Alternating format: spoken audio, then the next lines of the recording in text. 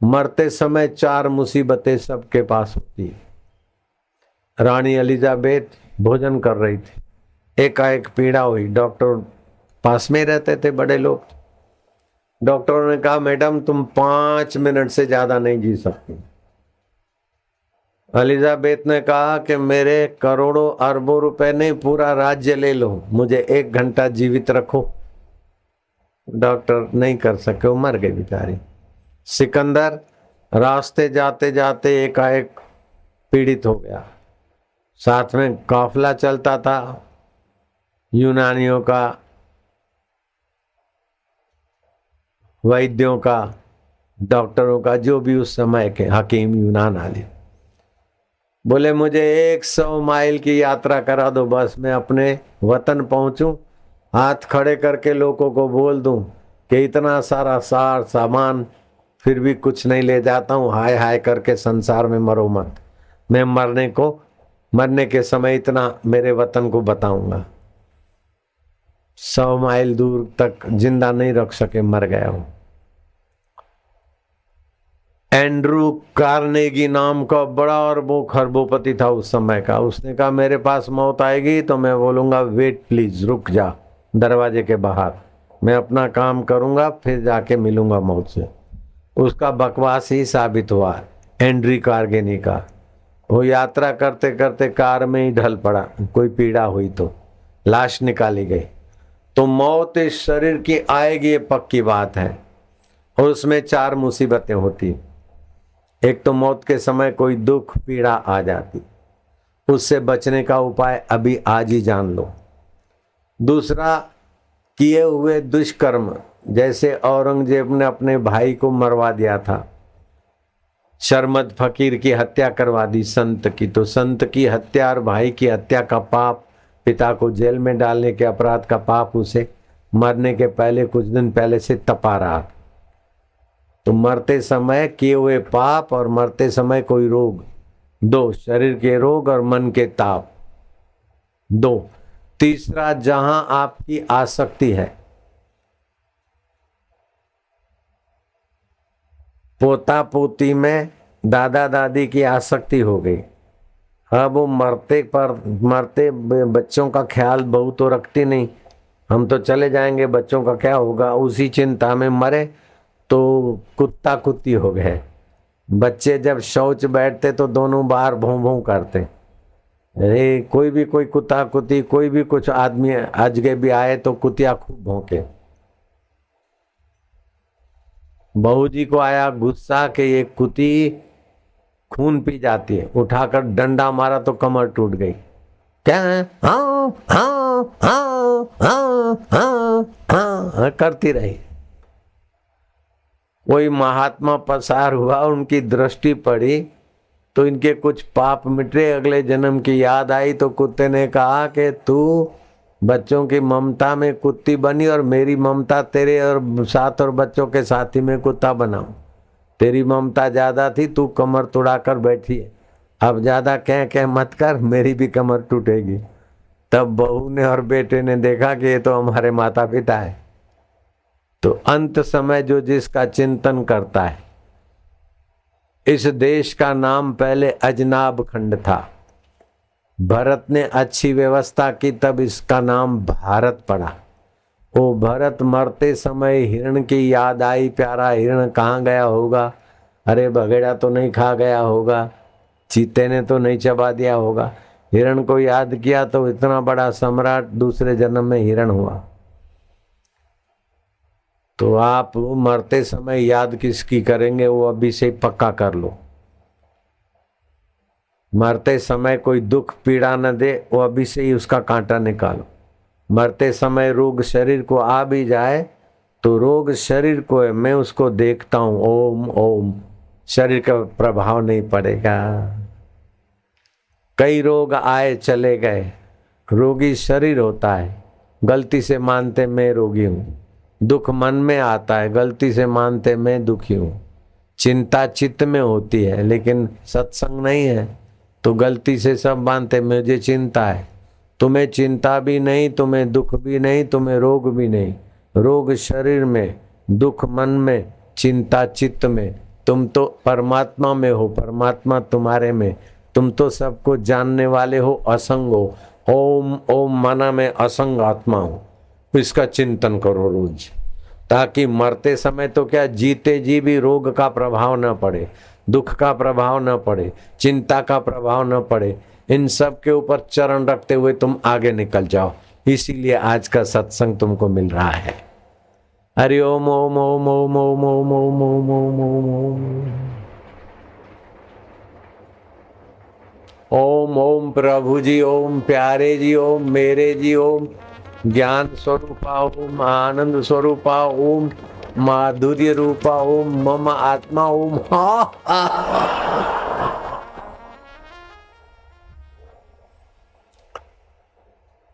तो दिन में 2-4 बार करोगे तो स्वास्थ्य भी बढ़िया होगा, खून भी बढ़िया होगा, मन भी बढ़िया होगा, और जहाँ करोगे वो जगह भी बढ़िया होगी। मैं तो हाथ जोड़ के बोलता हूँ, आपको बहुत फायदा होगा। जो ये मेरी बात मानने का वचन देते, हाथ ऊपर करो। वाह, धन्य, मैं तो धन्य हो गया। मेरे को आपने करोड़ों रुपया दे दिया, अरबों रुपया मिल गया मेरे को। तो अरबों से भी इतना फायदा नहीं होगा जितना इससे होगा आपको। चौथी तकलीफ ये होती, एक तो मरते समय शरीर की पीड़ा अपने में मानने से दुखी होते हैं, दूसरा मन का तपन भी अपने में मानते तभी तपते हैं, तीसरा आसक्ति होती, बेटे का क्या होगा, पैसे का क्या होगा, उसका क्या होगा। वो मर गया, कहीं किताबें छोड़ के उसमें अशरफियाँ थी, और तो 6 महीने के बाद वो खोला तो उसी गठरी में से सांप निकला। महात्मा ने कहा वही है जो अशरफियाँ छोड़ के मरा है। इसलिए कहीं भी आसक्ति नहीं, भगवान में प्रीति रखो, फिर अशरफियाँ रहो न रहो, मरो। चौथी बात है, मरते समय कहाँ जाएंगे पता नहीं। जीवन भर जिससे मिले जुले सबसे छूट जाना पड़ता है।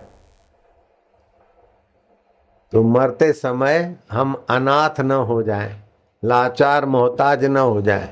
इसलिए जीते जी जिसके हम है उसके साथ संबंध पक्का कर लो। हम भगवान के, भगवान हमारे हैं। भगवान किसको बोलते हैं? भगवान शब्द का अर्थ है भ, माना जिसकी सत्ता से भरण पोषण होता है, ग जिसकी सत्ता से गमनागमन होता है, व जिसकी सत्ता से वाणी उठती है, न वाणी बंद हो जाए, बोलना बंद हो जाए, फिर भी जो हमारा साथ नहीं छोड़ता वो भगवान मेरे आत्मा है। सर्वत्र तो परमात्मा है, मैं आत्मा परमात्मा से मिलूंगा। जैसे पानी की तरंग पानी से मिले तो समुद्र हो जाएगी, ऐसे ही जीव ईश्वर का चिंतन करता है तो जीव ईश्वर में मिल जाएगा। काय को घोड़ा बनना, मरने के बाद गधा काय को बनना, कुत्ता कुतिया काय को बनना, काय को घाटा करना। अंत काल है, अंत काल में जो मेरा सुमरन करता है मुझे पा लेता है। तो जीवन काल में जिसका महत्व होता है, जिसकी प्रीति होती है, अंत में उसी का सुमरन होता है। तो आप रोज 10 मिनट ऐसा करो। 12 साल की तपस्या तो क्या, 60 साल की तपस्या की हिरण्याकश्यपु ने, हिरणपुर बना लिया सोने का। और ऐसी तपस्या, ये शिव नेत्र में एकाग्रता, यूं करके यूं देखे तो खेत खली लहराने लगे, बिना खेड़े, बिना बोए, बिना पानी पिलाए खेत लहराने लगे तपस्या के बल से। पब्लिक को बोले तुम खेत काट लो, हिरण्याकश्यपु भगवान है, भगवान है, अहंकार आ गया। फिर नरसिंह अवतार हुआ, प्रहलाद को सताने लगा, भगवान नरसिंह ने मार दिया हिरण्याकश्यपु को। 60,000 वर्ष तपस्या किया, लेकिन भगवान में प्रीति कराने वाला गुरु का ज्ञान नहीं मिला तो बेचारा मारा गया। ऐसे ही रावण ने भी 60,000 वर्ष तपस्या करके सोने का लंका बना लिया था। सोने की लंका बनाया, समुद्र को मीठा बनाने की योजना थी, चंद्रमा को सदा पूनम का चांद बनाने की योजना थी। इतना सारा दिमाग भी था, इतना विज्ञान में भी रुचि थी।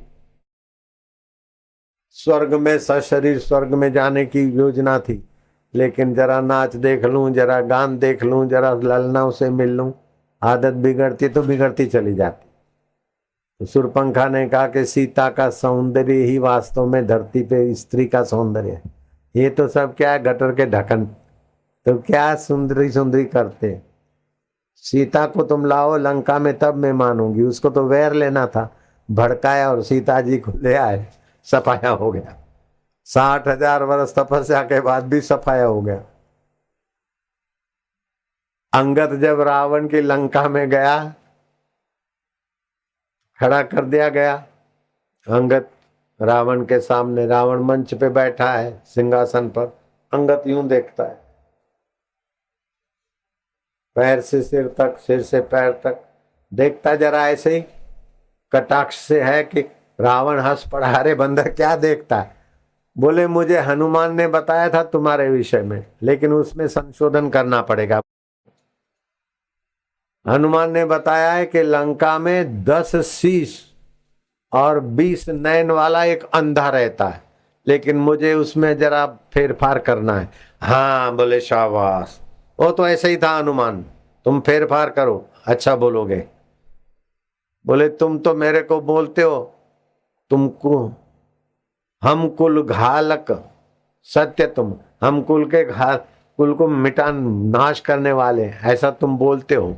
ठीक है, हम कुल घालक सत्य, तुम कुल पालक 10 शीश, तुम तो कुल को पालने वाले हो 10 शीश वाले। अंधहु बधिर न अस कहीं, नैन कान तो 20। मैं संशोधन करता हूं, खाली अंधे तुम नहीं हो, 10 सिर है, 20 आंख है और 20 कान है, तुम बहरे भी हो। क्यों कि मंदोदरी तुमको समझाई, हनुमान जी ने समझाया, शिव जी का सत्संग तुमको नहीं समझ में आया, तुम अंधे भी हो बहरे भी हो। हे बंदा क्या बोलता है?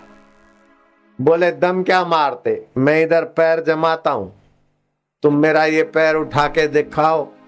तो मैंने मेरी मैया सीता जी हारी, अब स्वामी की पत्नी दाव पे लगा रहा है। कैसा भक्त है, कैसा सेवक है। वो रावण उठा और अंगद का पैर उठाने को जोर मारा, थक गया।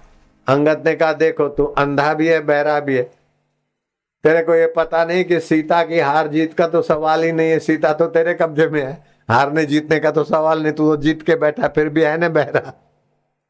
देखा, तू अंधा भी है बहरा भी है। अब अंगद राम जी का कार्य पहले ही कर रहे हैं, उसका मनोबल और उसका प्रभाव ऐसे ही हर सेवक इतने अक्ल वाले और बल वाले तो स्वामी कैसा होगा। लेकिन रावण भी जानते थे कि तामस तन याते भक्ति न होई, हमारा तामसी शरीर है, भक्ति नहीं कर पाएंगे तो वैर से भी भगवान को याद करके मरेंगे, दैत्य राक्षस मरेंगे तो सदगति हो जाएगी। एक होते असुर जो स्वार्थ के बिना कोई बात ही न सोचे, ये मनुष्य शरीर में ही होते हैं। ये तो ऐसे समझाने के लिए बड़े बड़े आंखें बड़े बड़े दांत दिखा दिए, बाकी ऐसे ही अपने में ही होते सब। तो एक होते असुर, स्वार्थ के बिना किसी से बात ही न करे, जब करे तो स्वार्थ, असुर। दूसरे होते राक्षस, अपना फायदा करने के लिए कि कुछ भी कर लेंगे, चोरी जुआ बदमाशी, वो राक्षस होते। और तीसरे होते दैत्य, अपना फायदा हो ना हो दूसरे की हानि करने का मजा है।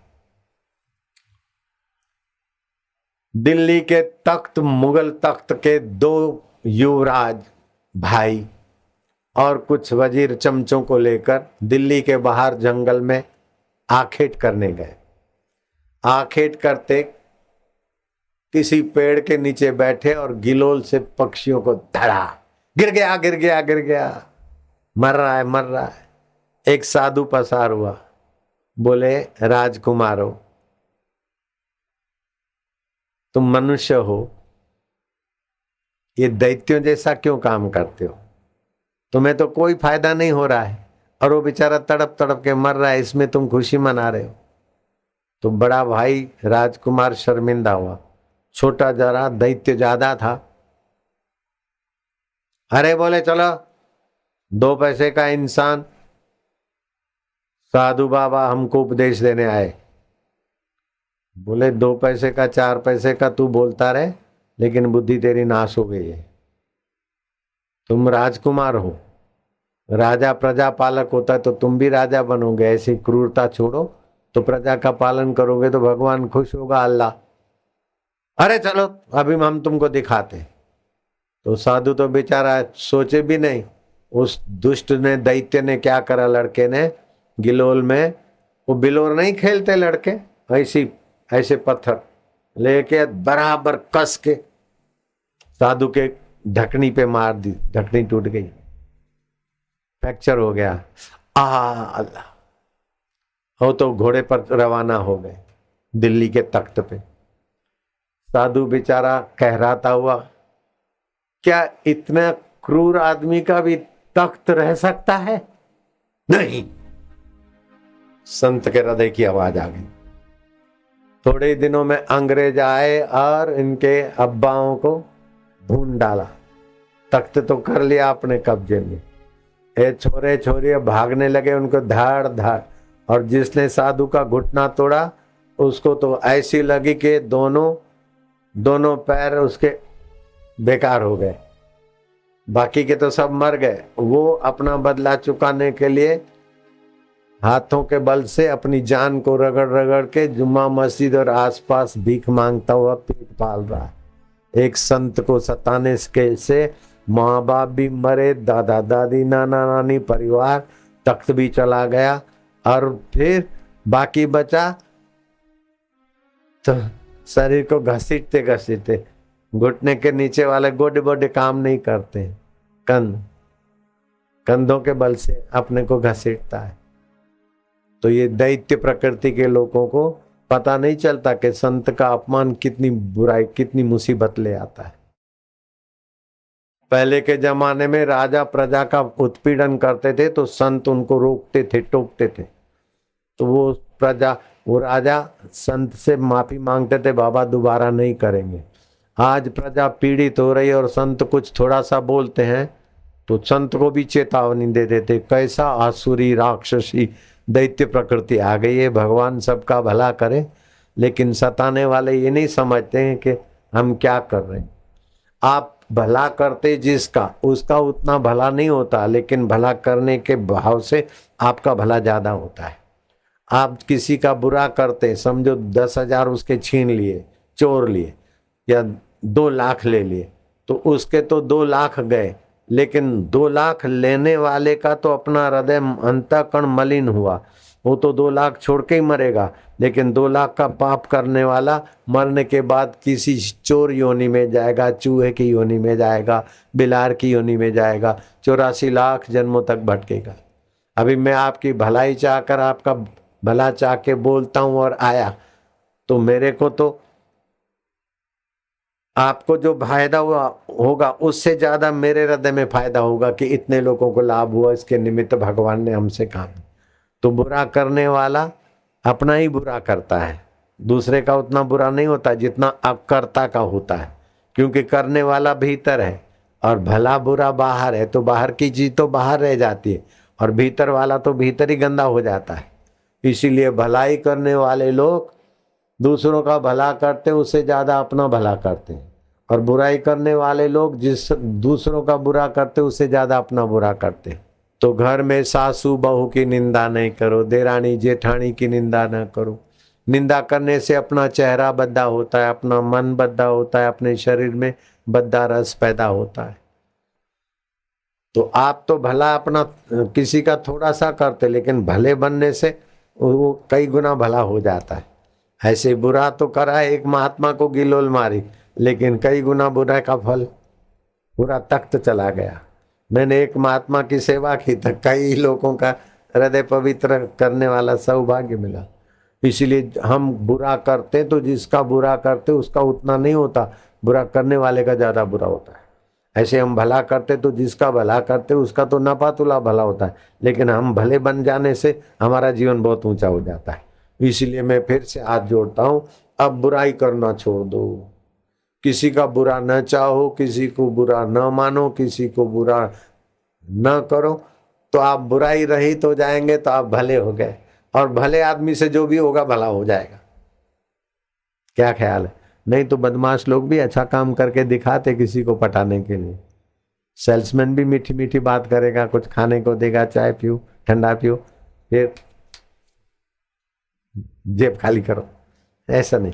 आप भला काम करने से भला नहीं होते, बुरा काम करने से बुरे नहीं होते, लेकिन बुराई रहित होने से आप भले हो जाते हैं। और भलाई रहित, अंदर भलाई का भाव नहीं, लेकिन फिर भलाई बाहर से करते हैं, तभी भी फल बुरा ही होता है। कई बार बुरे में भला छुपा होता है, कई बार बुरे में भला छुपा होता है। जैसे किसी ने कहा कि चाकू मार दूंगा, तो गुंडागर्दी की बात है, लेकिन डॉक्टर ने तो चाकू मार दूंगा दम नहीं मारा, चाकू घुमा के काटा काटी कर दी।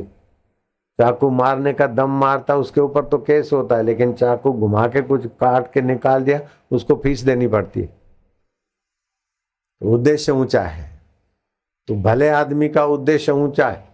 नहीं पिता मार, ए पुलिस वाले, ए इधर आ, पकड़ो इसको।